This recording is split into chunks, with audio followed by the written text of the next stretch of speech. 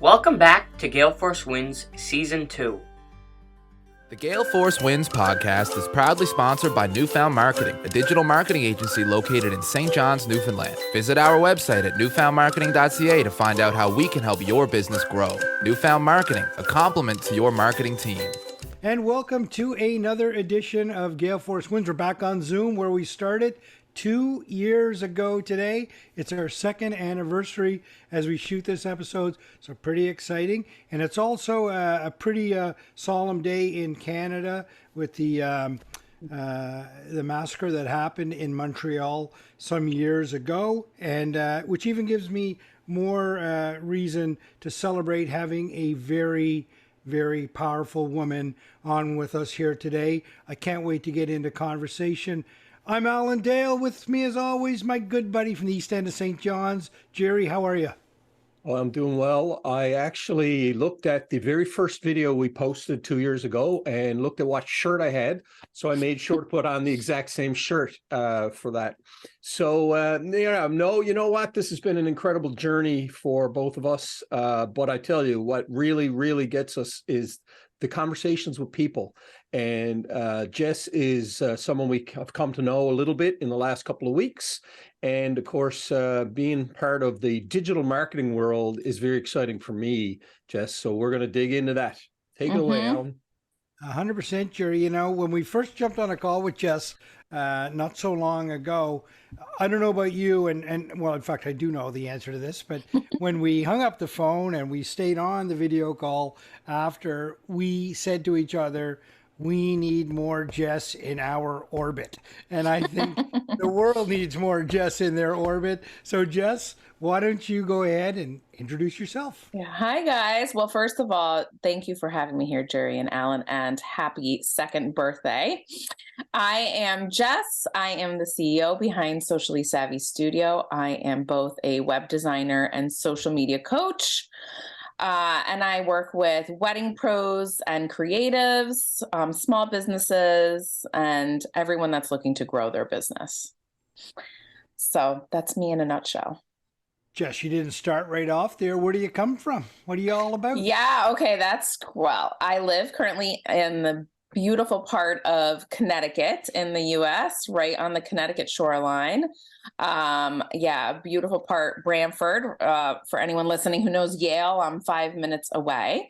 But I actually moved to the U.S. in 1998 from Belgium. I am half Irish and half Ecuadorian.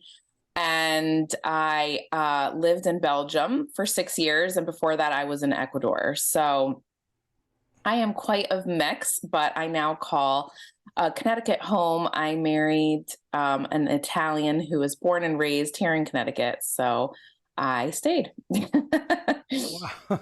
So originally from Ecuador? Or? Yeah. Born and raised. My family still lives there. And went on to Belgium. My dad is American Irish, and my stepmom is actually from Galway, so I've got quite a lot of family over there. Wow. And yeah. Tell me what life was like in Ecuador when you were young. Oh my gosh. I mean, you couldn't pick a more beautiful place. I mean, for one, you can jump from one side of the equator to the other. And that's quite fun. And it's just magical to live in a place where you can go skiing in the mountain of Academia Cotopaxi on one day, and you can go down to the desert and the beach all in one day. It's pretty incredible. The climate is just beautiful, very rich in culture. The indigenous people and what's called Otavalo. So Spanish is actually my first language. I then went on to learn English, and I speak also French, Portuguese, and Italian, which is common for those of us international school babies. I was attended, international schools as I lived overseas. And then, went on to Belgium, which I have returned to. I love so dearly. I miss the French fries and the waffles and the chocolate and the mussels, but I don't miss the rain and the weather.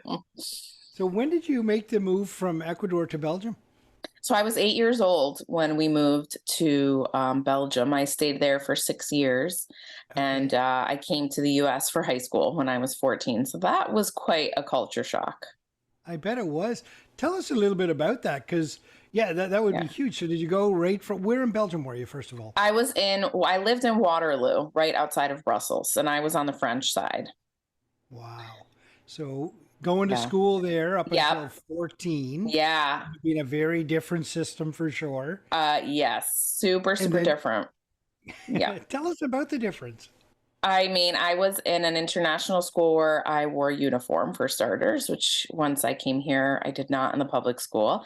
And I went from a grade of 50 people to a grade of 400 plus people. Wow. That was super different. And, I was really lucky to go to St. John's International School, which was an incredible school. And, the kids that were there, most kids only came for 1 to 2 years, and they were children of ambassadors, royalty, some really, yeah. So then to move to Guilford, Connecticut was quite the shocker, and really different. I'll never forget on my first day of school here in the U.S. Someone asked me where I moved from, and I said Belgium, and they said, "How long is the drive from there?"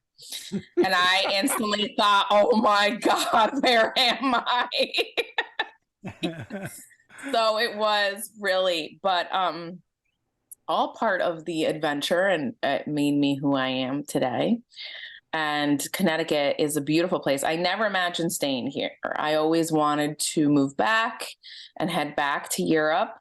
And I ended up staying here for college. Went to Sacred Heart University here in Fairfield, and I commuted to the city, and had an internship with MTV. And my plan was always to move to London or stay in New York City. But my husband, who was my best friend in high school, we ended up being roommates as friends the summer before I was supposed to move to New York City.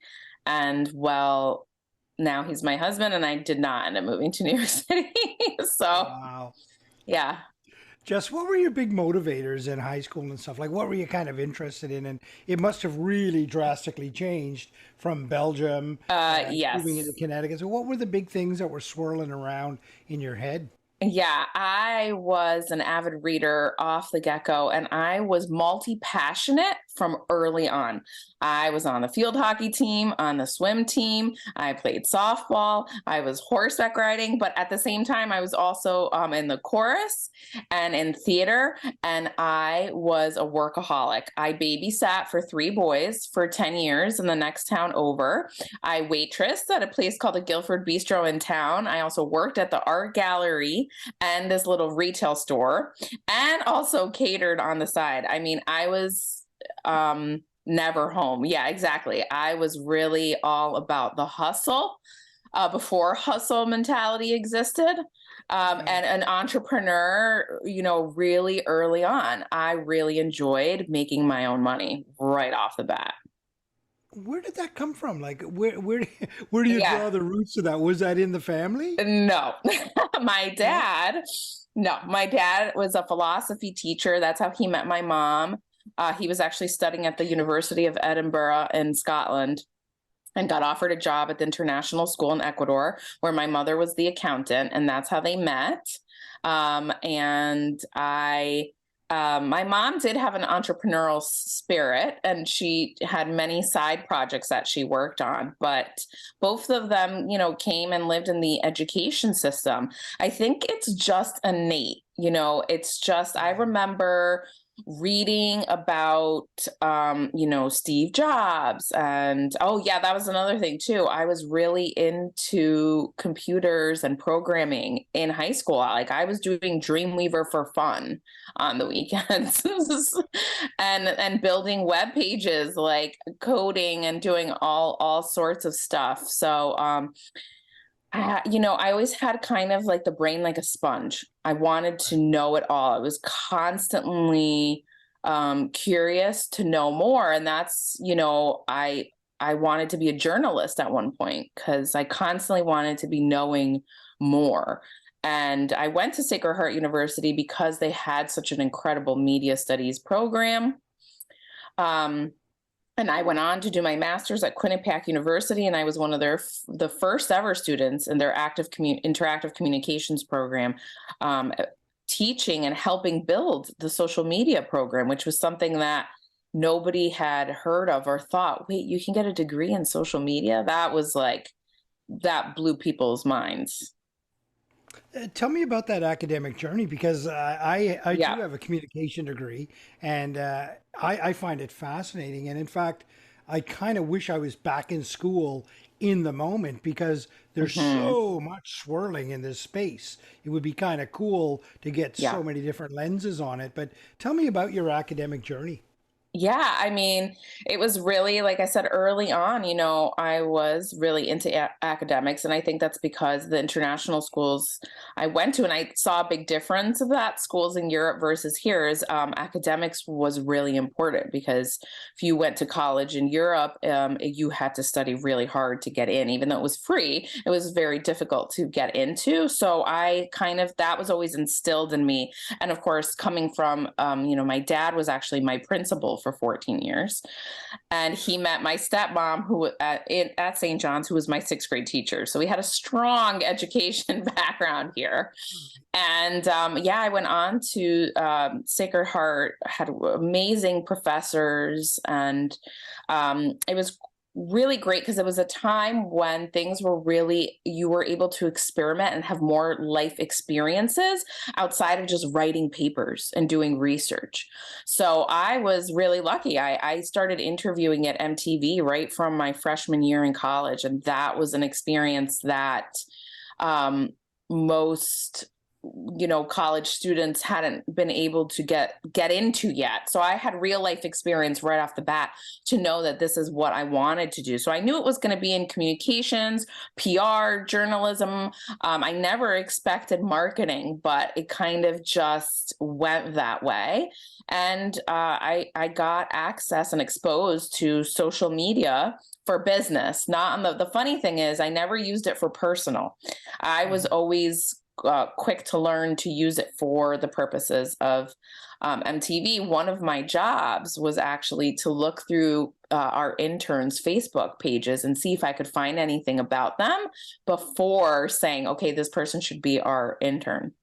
You're that person. I was that person. So I love telling that. I've talked to college students, and I remind everyone, you can find anything and everything online. And I know because I was that person. so that was quite a gift. And then, I went on to get my master's at Quinnipiac because they started this new program there in interactive communications. And I was just fascinated about how do we apply, social media and humanize it and the humanness of it. We talk so much about the bad in the online space that we've often forgotten the good and how it's gotten us here. And I have always believed that, especially now, I'm a mom, and I'm teaching my kids how to use it responsibly. That's having conversations and teaching each other that the online space and building online community and connecting like-minded, people, there is a lot of positive here as well. Jessica, when you describe your academic journey there, your eyes were kind of lighting up, and I have to tell you that most people kind of gloss over, I got the ticks in the box, but it sounds to me like you were quite inspired by those professors that were. Oh my gosh, yes. Dr. Halvas, who reviewed my thesis, it really was. They pushed me. They were scary. The first day of my master's, the first week, my husband was in the other room and he heard him say this. He said, 50% of you won't be here at the end of the month. And everyone was like, oh my God. But they really pushed you in a way to, we had to really dive deep, and weaving in our personal life experiences while pushing ourselves to kind of think where we wanted to take our careers. But more, I always wanted to make sure that whatever I did in life, I was going to be making an impact. And that's why that particular part of my academics was so important, because I really felt like having this master's was going to open doors for me somehow, to be able to help people more, in some way. And I always had an element of wanting to teach, and that part of my, of my master's was part of that. It was like teaching and helping people with social media early on. It was something that was really innate to me. And actually, I would love to go on to do my PhD at some point, because I just think that one of the best life lessons I've ever learned is that you never stop learning, ever. Well, especially in this area, Yeah. because things are moving fast. Right. What I really enjoy as well about this is that it appears to me that throughout your whole academic time, you didn't really have, I'm going to aim towards Yeah. this, but you allowed it to evolve as you were in the moment. Yeah, I absolutely did. And it's so funny you say that, because I remember when thinking about starting my business, something that people always talked about was niching down and creating an avatar of your perfect ideal client. And I remember thinking early on, this does not apply to me. I am never going to niche down. And everyone said it's such a mistake. You're not going to be able to, you're not going to know who your target audience is. But I understood early on that I was multi-passionate as a kid and as a person. I was friends and still am with quite an eclectic group of people. And I work with such a diverse amount of clients, and I do a lot of things. So, I think that was what I loved so much about school. It gave me the opportunity to, learn about so many different things. I didn't have to just say, I'm going to just be a journalist. I never felt called to label my career. So as a multi-potentialite, there's a word I don't often use. I like that.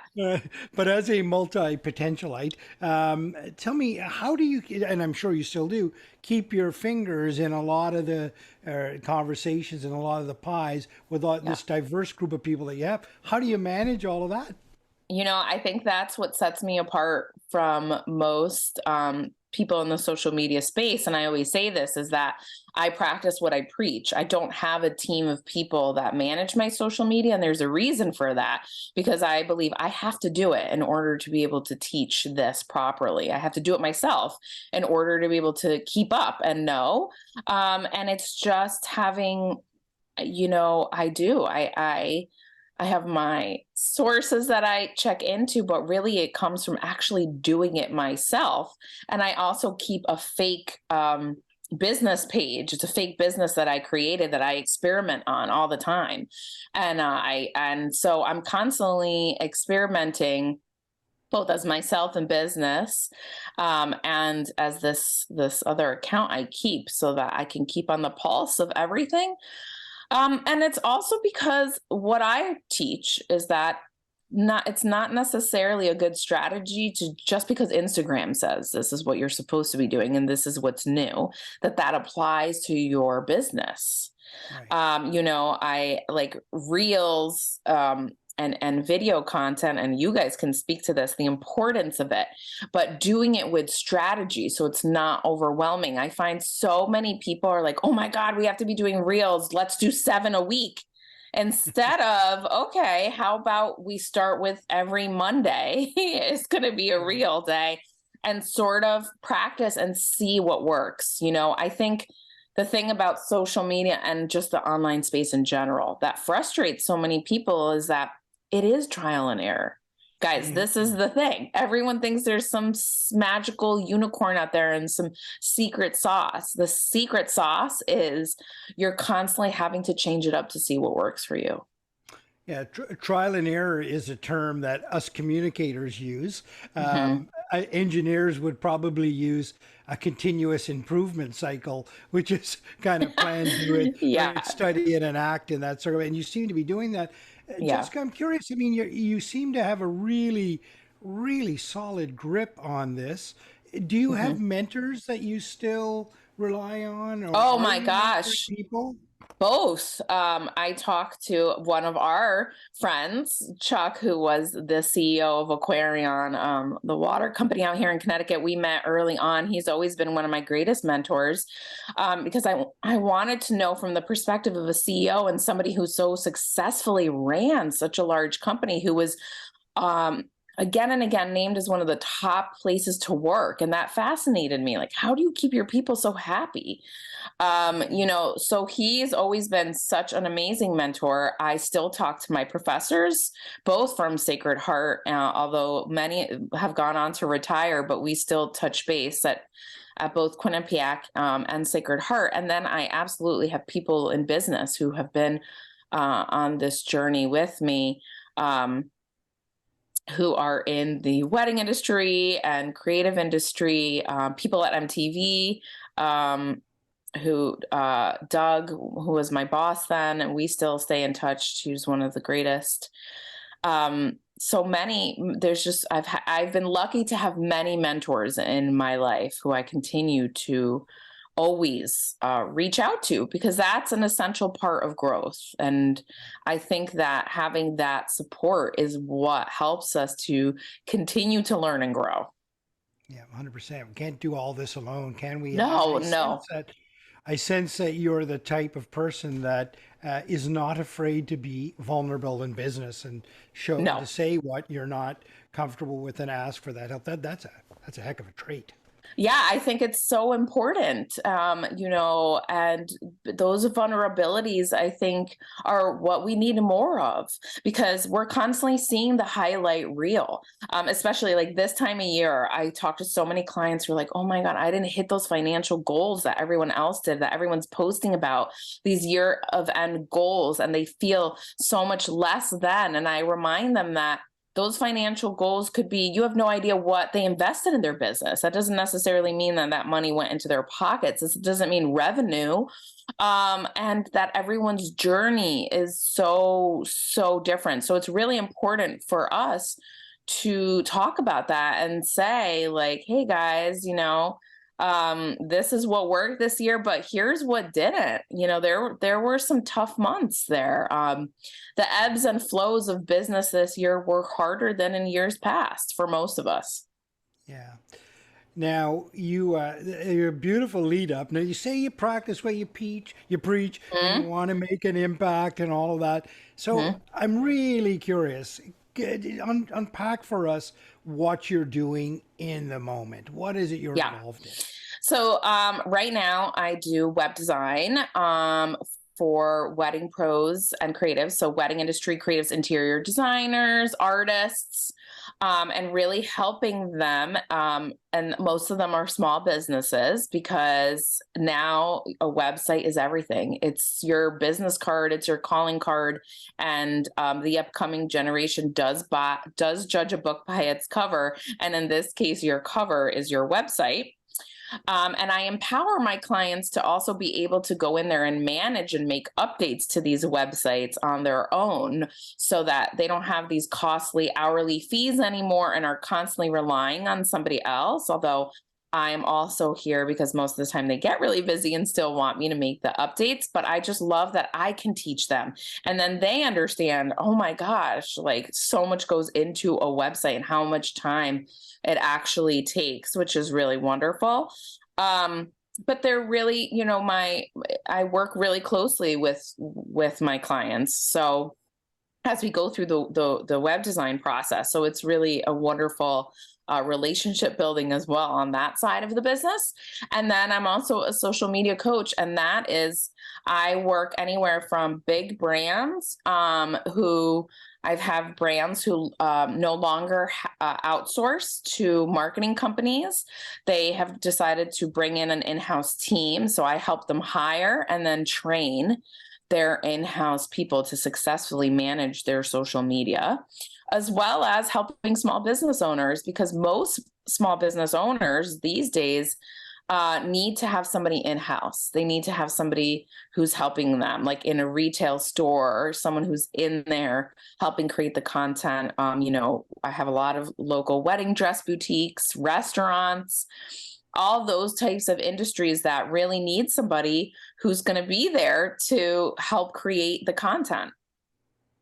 Yeah, Jessica, I want to, if I could dissect both those sides of your business, the website and the social media piece. I've often heard a website described as, and I'm going to use a Canadian term, but it's got a real good connotation for Connecticut as well. Probably not Ecuador or Belgium, but the website is your goaltender in hockey. It's your backstop. It's the one you want to grow the entire team from. I find personally, Jerry and I, we get a website up and we're constantly wanting to tweak it and change it. It almost becomes a living, breathing entity. Give us some tips about website and like when you should just be content, or should you be content with it, or should it always be growing? It should always be growing, especially because the piece that I see so many people miss is the SEO, search engine optimization, and driving that traffic. If you're driving traffic to get clients, you better want them to land on something that looks amazing, but that's also easy to navigate and that they can find, right? So searching those search terms brings them to you. And the only way to do that is to keep up with properly naming your images, and Google looks to you, to your website, it says, oh, you're the authority because you're constantly updating it and looking for new content. Also, because especially like, for example, my wedding pros, those in the wedding industry, things look outdated so much faster now. So you have to be putting on there your new work. Like right now, this is my this is my Super Bowl because everyone is finishing their weddings and wants their websites updated with all the new work from last year. And then just for everybody else, like even just for you guys, my other businesses, I always tell them this is the time of year when you want to be doing a branding session of yourself, right? People buy from people, and the journey for the consumer is much longer than it ever used to be. So building that like, know, and trust factor, whether you like it or not, you have to show your face on your website and show, I should be able to land on there and know without reading anything what it is exactly that you do. So showing a behind the scenes and more candid shots. But it builds on that trust because people land on your website and they feel like, oh, I know Jerry and Alan. They feel like they already know you. And that is really, really, really important in marketing. And then everything else supports that, right? Because your social media, why are we on social media as businesses?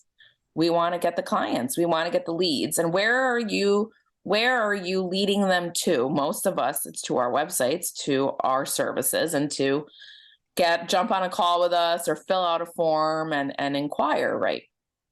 So a website is the foundation. It's everything. So Jessica, how often, should a company, big or small, be really having a look at this thing and bringing in somebody like you, maybe with a fresh set of eyes? Because I find also you can get caught up in your own kind of absolutely own conversation, and you become a little bit of an echo chamber, right? Yeah. And it's always good to have a fresh pair of eyes look at it from a different lens. So how often should companies do that?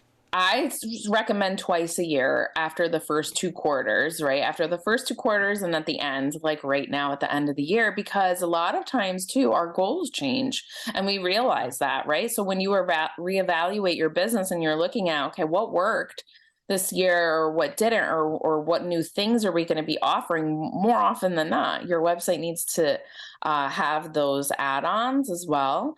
But definitely when it comes to website, I am a huge fan of less is more. I find business owners want to put everything on there, every word, so much copy. And here is the honest truth. Hardly anyone is going to stop and read that because we don't have that capacity now in the online space. So you better have your copy better be right on point. What do you do and how can you help me? Right. And your work and your beautiful work. I mean, that is really it's just as easy as that. I find that people overthink it.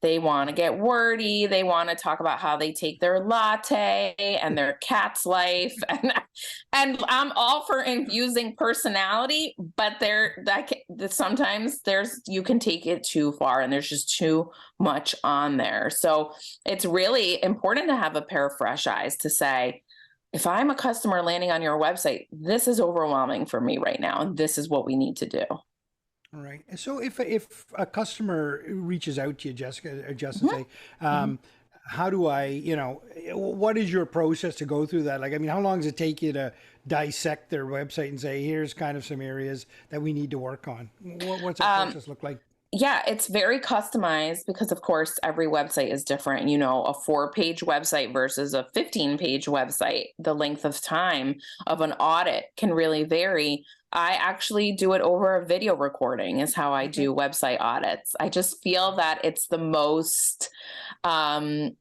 my clients love it because they can visually see. And when I point those things out, they're like, oh my gosh, you're so right. So really it can vary from an hour to several hours. And, I custom quote that depending on the client and what they need. And then I'll send out the link to the video plus a Google Doc where I will list all the recommendations and changes that need to happen. Wow. I love your bespoke approach and of course it is, right? Everybody is different. Everybody needs something different, right? Yeah. Again, I can't thank you enough for that explanation to our audience that, don't be too wordy on that website. I think we're guilty as charged here ourselves. But as you rightly point out, you get so passionate about it and you want to tell the story and you think that it's important, but you're so bang on point. So website audits are important. Get it a couple of times a year. And I also enjoy that and knowing that I'm not off the rails here, knowing that I'm constantly looking at this thing, seeing if it makes sense. But so thanks. So let's hop over to the other side of your life, which is a social media trainer, coach. Let's talk a little bit about that. Should a company outsource that, or should they have that person in-house? And because for many, and it constantly evolves, it almost becomes an overwhelming task, as we've already talked about. Talk a little bit about that. Yeah, I break down the roles because I think this is something that happens a lot of times when I get brought in. CEOs and owners see me doing this and see me training, and they're like, oh my God, this is impossible for one person to do. And it's like a light bulb moment. And they realize the weight and expectation that is often put on social media managers is completely unrealistic. It is not a job that can be done by one person. So I usually break down the roles and look at what other jobs exist within a company that can take on this piece. For example, there's community engagement. So you need somebody who can go on and respond to all those comments because the algorithm on every social media channel looks at your response time, and that's important. And then not ghosting and posting. That's one of the number one things I see businesses do. They post and they think that, oh my God, they will come. Well, that's not how it works. You then have to intentionally go and leave comments and like posts on all your social media channels where you think your target audience is as well, because then the algorithm is more likely to show you. And you would be surprised how many people will see that comment and think, oh my gosh, what is this socially savvy studio? I'm curious. And that's kind of how they end up going down the rabbit hole. So that alone is an hour to 2 hours a day job. Just an engagement community manager. But a lot of times it needs to be somebody who knows the questions to those constant answers. So it needs to be someone who has client-facing knowledge. Otherwise, what happens is if you outsource it to another company, you're just creating duplicate work because you're just then that person is emailing you and saying, hey, Jerry and Alan, we got this question about how long should the video be? And now you're having to feed it to that person to then feed it to the customer. We have to remove that middleman. It's just a waste of time. And then, of course, you've got your social media manager in-house, and that's the person that kind of collects all the content and executes the strategy. And there's a different strategy for every channel. And so many businesses look at me like I have two horns always at this point in my presentation, because they're like, why can't we just post everything, the same? Can't we just click that button on Instagram and have it go feed to everywhere? Well, you could, but then you're not properly nurturing each channel and you're missing opportunity. Even if it's the same content, people still are at different times on Facebook versus Instagram. So you might as well be optimizing your reach and your times, right? Oftentimes too, I see people are on all these channels, especially with larger brands and mid-sized companies. They think that they're supposed to be because that's what everyone has told them, but that's not where their target audience is. So why are you spending all this time on Twitter if that's not where you get clients? Right? So it's kind of re-looking at the whole strategy. And then the most important thing that has changed is, you're creating all this behind the scenes look of a business now. So it needs to be somebody who's like, Jerry and Alan are out on this project today and filming you guys doing your thing to post on stories and then tag, the company and properly use hashtags. And that storytelling element is really difficult to hand off. Yeah. It does sound overwhelming, Jess. I'm not Yes. going to lie to you. Yes. Right. And you can understand why. Oh, yes. You can so it sounds to me like, this aspect of a business is almost everybody's responsibility in a business to be to be a part of this and empowered to be a part of it. Correct. And I'm going to cure the overwhelm now for you, because the beauty of what's happened is that it's no longer a solid strategy to say, I'm going to post Monday through Sunday and post every single day. Instead, look at your resources and time. If you can consistently post 2 posts a week that are really good, that's fine. Right. That's the thing. You need to look at your time and your resources, but quality over quantity, always. And consistency is always going to be the key. And then adding on slowly, right? And seeing, okay, who in the business will enjoy this part and how can we make this work?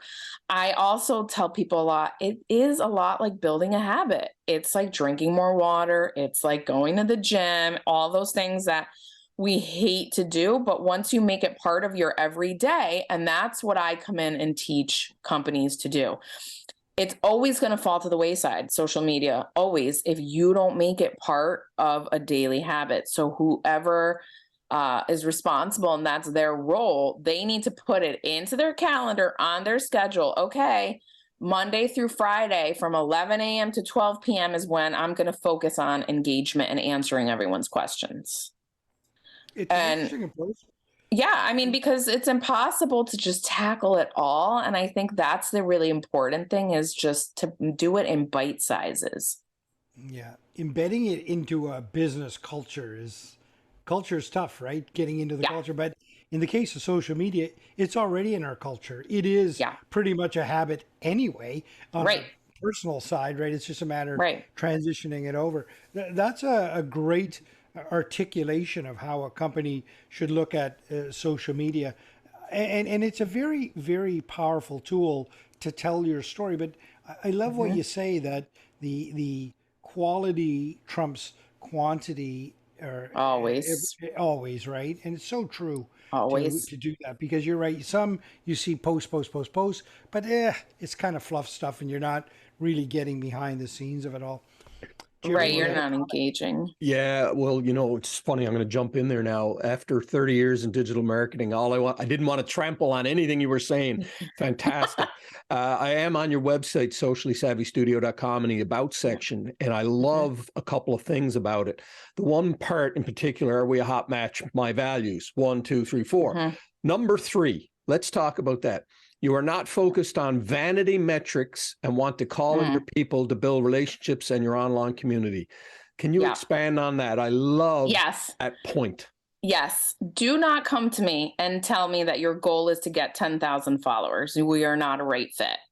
The only people that need to be focused on that metric are social media influencers, who I do not work with, and I will send you to some amazing agencies who do specialize in that. For me, for any business, it doesn't matter, because you're not those people. Who cares if you have 10,000 followers if they're not buying from you and they're not engaged with you, right? So that's just vanity, and it's not about that. Wouldn't you rather have clients who become repeat clients, who are engaging with your content and you are building this online community with, and who really understand you and you help, right? Again, it goes back to the so important for me to feel like I'm making an impact. And I think that's all of us, right? We're all started businesses because we wanted to help somebody. So that's really important. Well, it's funny, Jess, and Alan's heard me talk about this. I think people still miss the boat on this. I mean, Absolutely. Well, who cares if you've got, you're right, 10,000 followers if only 2,000 are your customers? The other 8 are useless to you. Right, exactly. And it is, and it's education, and that's my part of my mission, changing that mindset. Mindset is everything, and how we approach social media is really important in that sense, because that's what makes people feel bad. I didn't get this many views, or I put all this effort. Why didn't this reel go viral? But the minute you stop looking at that, that's where the magic happens. And all of a sudden you see your engagement numbers go up, because that's really the number that you want to be looking at. And you see that you're starting to get leads and inquiries that are coming from your social media. Then okay, now I'm onto something. And you're spending less time. And, people are spinning their wheels because they're looking at exactly that. Their focus is on the vanity metrics instead of focusing where they should be. Right. Right. Jess, you've had it, what you've described so far, you've had a wonderful kind of upbringing with a nice international flair to it. Your academic journey is solid to put you in the position where you are, and you're clearly having fun with what you're doing, making impact, to use your word, for your customers, and that's fantastic. Curious, what's over the horizon for you? Where do you see yourself going next and taking this movement? Yeah, I mean, I really am sort of transitioning into social media strategist now, and really going in and helping these companies do everything that we've talked about, train the right people, come up with a good strategy so that their people don't feel overwhelmed, and that people enjoy doing this, so that people can say, oh I get to be the social media manager for X, Y, and Z, and are happy instead of stressed out. I want to just backtrack really quick. I actually was a social media manager first for 8.5 years, from 2011 until 2019. And I was a workaholic, and I almost lost my marriage because I just didn't understand how to separate the two. And a story I always share with people that makes me cringe, but I think it's really important, is that after I gave birth to my twins, I opened my laptop 30 minutes later. And it wasn't until my husband showed me that picture that all of a sudden it really hit, like, oh my gosh. And I really believed in the hustle mentality. I came from an agency background. I told myself this story that if I didn't work 100 hours a week and I wasn't available for my clients 24/7, I was never going to be successful. So in 2020, I hired my first business coach, which is something I should have done in the very beginning and a long time ago. And even though I had my mentors, I wasn't truthful with them about how much I actually was working or what I was doing. So they couldn't help guide me. And in 2020, that's when all of a sudden I said, okay, no more. I let go of all 20 of my clients, which was really scary. And then 2 months later, the world shut down. So it was that's how this came to be. I had people reach out to me and said, I can't afford my social media manager anymore. I need to let them go. And while I have the time, I want to learn how to do this. And that's how I became a social media teacher, as I say. And that's how that part of the business came to be. And in doing that, again, I learned that what's on, again, back to what's on the horizon. I never want for a mother to open up her laptop like that after giving birth to twins at that. And understand that, you know, we can be very successful and have really happy clients with boundaries, and work-life balance is a thing. It just looks really different for everybody. Mm-hmm. And I want to teach people that they don't always, you know, right now there's this mentality of you have to always be on social media, on your stories and commenting, and you're constantly checking in instead of doing it with intention and setting aside, okay, like, for example, you'll see if you message me at a certain time on Instagram, you get a message saying you've reached my digital inbox and I'm not always in here. In the meantime, check out my website. And at night, I put away my phone and I don't check any DMs or do any of that at certain hours. Wow. And it's right. And it's setting those habits. That's what's on the horizon. That's the thing that I want to teach every single business owner and person, that you can have both success and grow your company and your business without being constantly tethered to social media. That'll be making big impact, right? Yeah. That is impact for sure, because a lot of people struggle with all of those things that you just described there, trying to, and you've hit the nail right on the head. What a great vision for the future.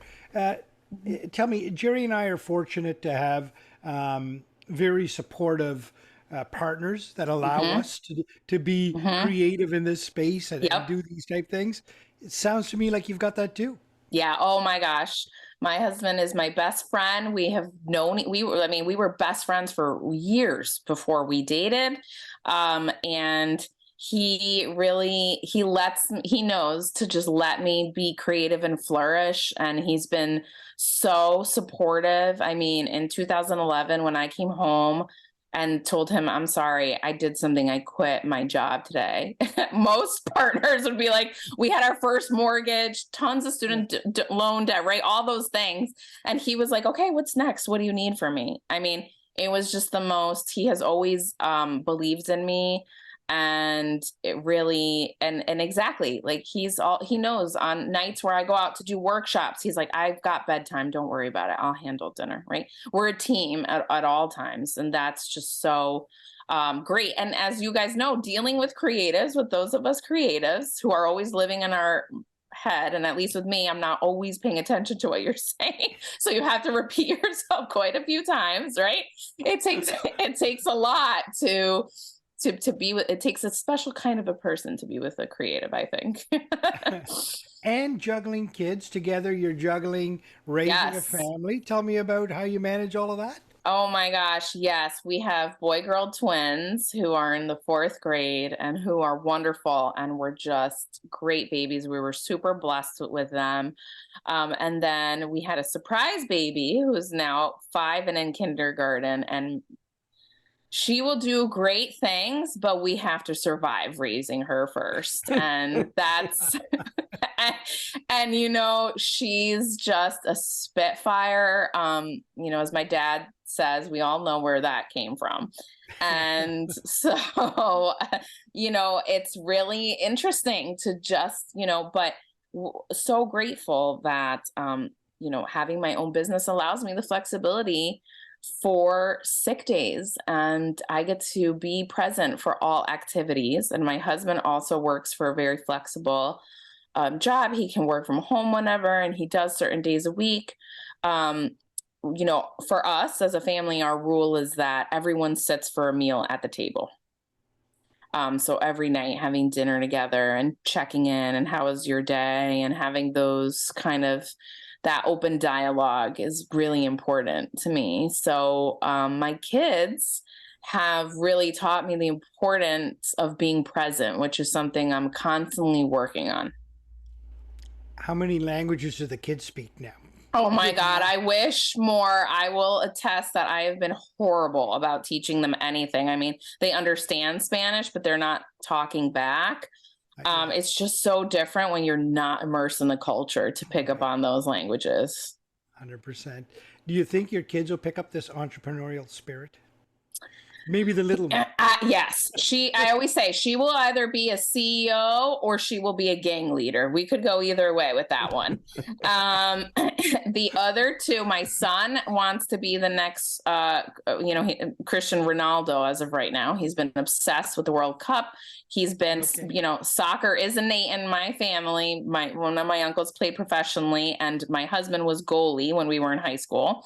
Okay. He's just, and our daughter, she's wants to be a teacher. So, but who knows? I think the most important thing that I love to tell all of them is that you get to be whoever you want to be and do whatever it is you want to do. And Dad and I will support you guys. And seeing them sort of at the age where they're trying all these different things is wonderful. To see them kind of becoming their own people now is really great. And the world is their oyster. There's so much opportunity, and I think something that I always want to leave them with is you don't have to work in a cubicle in a 9 to 5. That's not going to be a thing for their generation. They can really pursue their passions, and that is the greatest gift. Hopefully one day people will pick up a book and say they really used to work in cubicles. Exactly, right? And you used to have to take a break to go and have a snack. I bet supper at your place is a chaotic yet a beautiful thing. Oh my, it really is. My husband and I talk about it all the time, as exhausting as it is. And I do everything that I said I would never do, right? I said I would never cook 5 different meals, yet I cook 5 different meals. I said I would never drive all the kids to 3 different activities. Everyone will do the same thing. I'm an Uber driver Monday through Saturday after 3 p.m. But it is that chaos is something that it just fills a house with so much life, and it reminds you to live more than you work. That's something that's the beauty of kids, right? They're just a constant reminder. There's so much living to be done. And we love to travel, and we've traveled a lot since the twins were 2 years old. They took their first plane ride, and exposing them to life outside of our Connecticut bubble and other cultures, that is very important to us. Jerry, what do you think? Well, I been pretty quiet. There's a lot to learn from you, Jess. And I think, knowing digital marketing like I do, we just scratched the surface. What I hope is that the people that are following us, and I know they are going to get some value out of what you just said to us. I think you are on a very, very interesting path.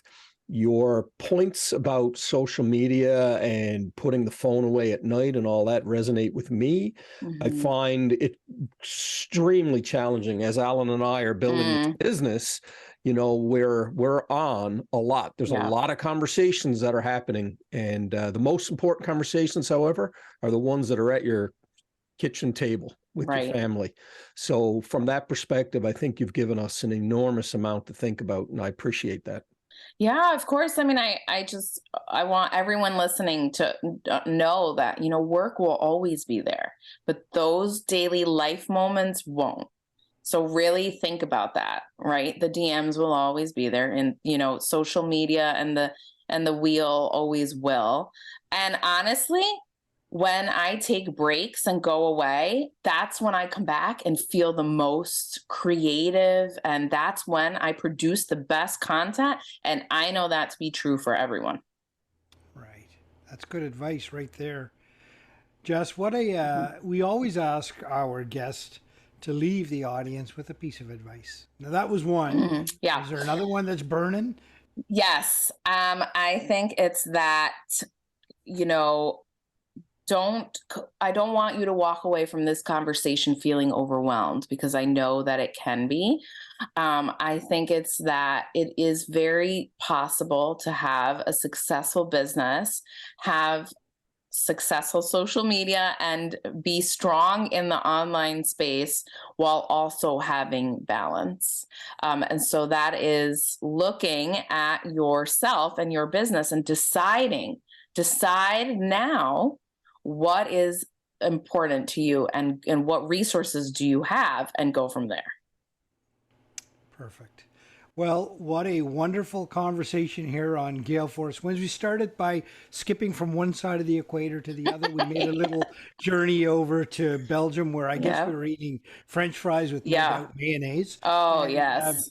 Dipping them in mayonnaise, absolutely. And then into Connecticut, and what an incredibly solid academic foundation to lead you where you are in the moment, and providing great guidance to companies big and small, and people as well, around website design and social media strategies and the like. And then great vision for the future.